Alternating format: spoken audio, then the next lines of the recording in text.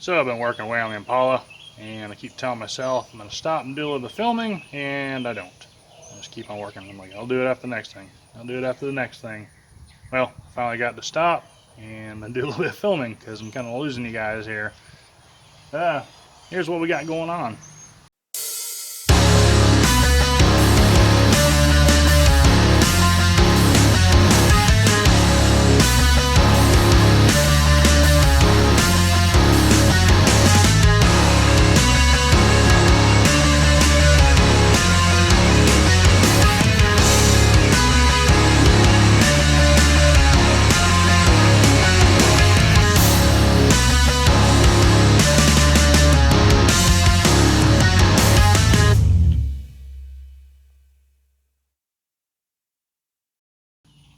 Got a little platform built for the tanks to sit on. Just got this one done right now. But it's going to be symmetrical. There's going to be a tank on each side of the trunk. Got a little strip of Lexan in there. Some LEDs. It's kind of hard to see right now with it lit up. It's not lit up, but if it was, it's kind of hard to see. But I'll try and get a better video at night of it. I got white LEDs in there and also got red LEDs underneath that shine down on the ground. Light it up pretty good. But it's coming together. I'll put my valves back here on the back side so you don't really see it as much. I wanted to try and kind of cram that further in the corner, but working with this DOT airline, this stuff doesn't bend very well. Actually, yeah, that's about the most of a bend you can get out of it before it starts kinking. It's actually right on the verge of kinking there. So I kind of had to run it a little bit different than what I normally would. I'm going to put my valves back here, and I'm going to basically just do like a horseshoe. And I'm going to go, I don't know if you can see it down there. I've got through hole fittings down there. That way it's just a nice clean way through the body. I don't have to worry about nothing rubbing. Everything's going to be secure. Nothing's rubbing up against anything else. And it's just a clean way to go through the body in my opinion. No noise, no lines rubbing on metal or nothing like that. Yeah, I could put a grommet there. I just think that looks better in my opinion. Looks a little bit more professional, I guess. So that's where I'm at right now. I got to build the other pedestal to put the tank on, kind of bring you guys along and show you how to do that. Maybe it'll help somebody out kind of how to bolt stuff down without really too much seeing how it's bolted down. So I'm going to get to work on that now. This is what I'm talking about as far as the pedestal. That bolt doesn't go all the way through because I wanted to be able to make this to where if I had to tank it out for some odd reason, it would be easy to take out, and I didn't want to go underneath it and try and fight with a nut. So I got it where it threads in this way and a bolt threads in from the bottom way, and this isn't very thick tubing. So I'll show you what I did here. I was going to show you on this one, but I forgot to weld that cap on too soon. So that one will be saved for a later project. On to the next one. What we're going to do, we'll lay out our bolt holes, and I'll show you another useful little tool. But we'll mark our holes for our bracket. We'll drill the holes on top and bottom, and we're going to weld a nut inside. And that'll basically be our threads. You could maybe tap that. You could maybe tap it. I'd rather have a nut in there. It'd be a little bit more thread, so it'd hold more weight. Not that these tanks are gonna be super heavy or nothing like that, but yeah, I just feel better putting a nut in there. One thing I try to stay aware of, it doesn't always happen, we're gonna be putting something on the inside of a tube, or just when you be able to see the tube. Try and put your seam where it's not gonna be in the way or not be seen. If you just have the raw piece of metal, you got your seam there. It looks kind of ugly. You can put it like that, it'd look better, I guess. But main point, if you're putting something on the inside, say we're putting a nut in here, it'd probably be alright on this one, but sometimes it'll be more towards the center, and that nut would rock on that and wouldn't have a flat mounting surface. So just a small little thing to try and keep attention to. But now we got our bracket. We're going to line it up on here. And these are transfer punches. If you've never used them, they're awesome. Say you're building an alternator bracket, and you gotta go through a hole for the alternator, and you want them to be very, very precise. Well, this is the ticket right here. Find the one that fits the best, and maybe go one size bigger.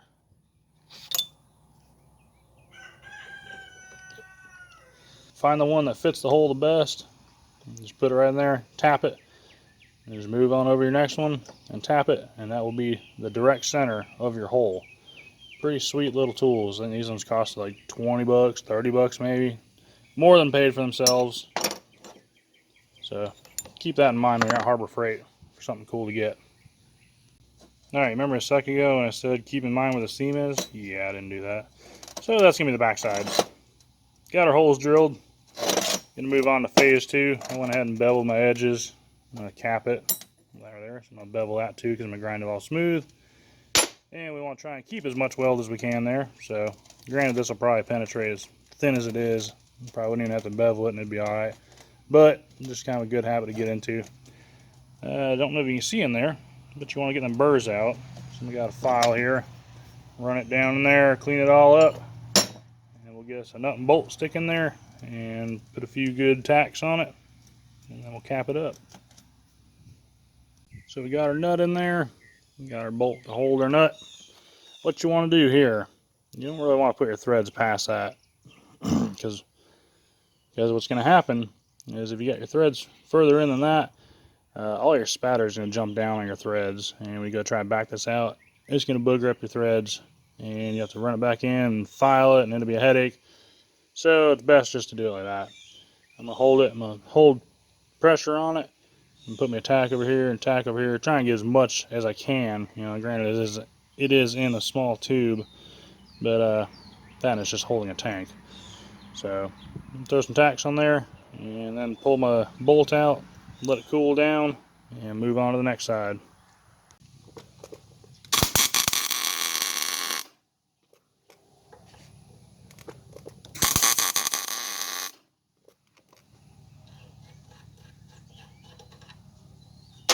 There you have it. So I'm starting to weld my cap on. Got the saw going in the background, but I figured I'd bring you back because same rule applies to this too. When you're running a weld across there, throw your bolt down there, just like that. You ain't got to thread it in or nothing really, but it'll help. Believe it or not, spatter from there will get in them threads every time. All welded up, nice clean threads. Now it's time to start buffing. Not too terribly noisy for air compressors. They're not the quietest in the world, but honestly when this car is running, can't even tell they're on.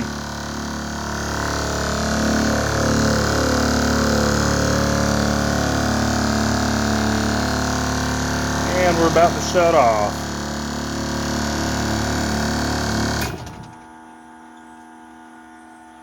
This thing also has air compressor under the hood, but it's for the brakes. So now that I got that compressor off, all the wires are all nice and tucked away.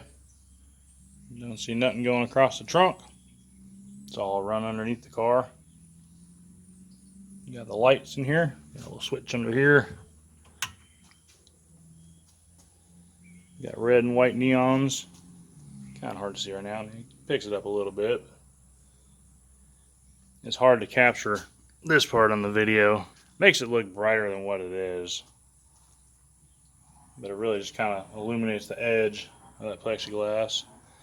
And then the red, you know, casts the light outwards. But it turned out pretty good. I'm happy with it. Maybe later he'll come back and we'll do some hard lines or something like that. That would be cool. But as of right now, it's fit, it's function, and I'm happy with it.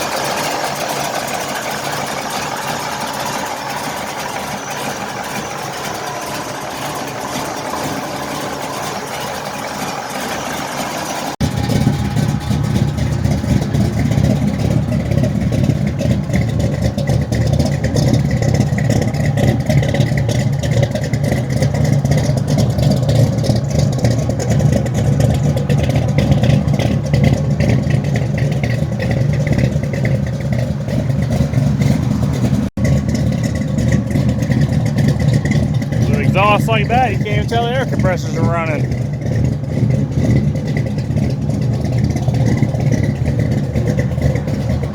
Well, 68 Impala is all done. That's been a pretty fun build. Did have to use my welder, even though I didn't plan on it. But we changed things up a little bit, which I'm glad for, because I don't really like doing cookie cutter installs, and the owner, he wanted to do a little bit extra, so I love that. Can't say much else about it. It's an awesome car. Smooth ride. I think it rides better now than what it did before. Cruised around a pretty good bit.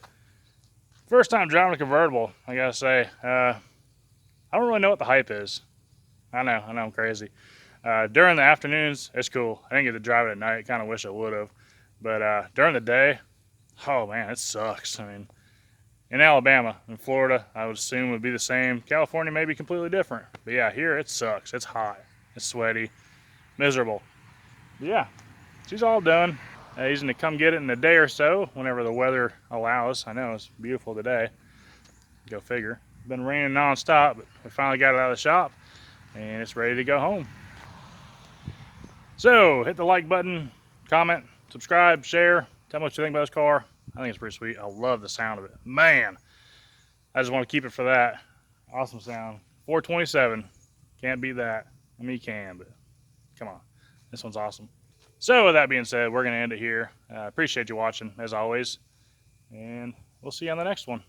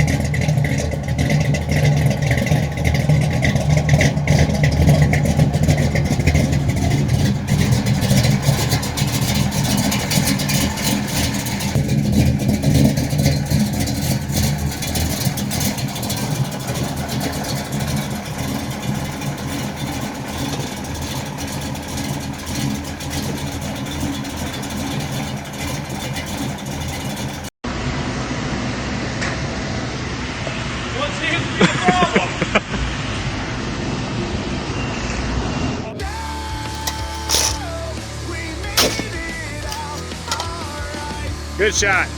Got away free. It lives to die another day.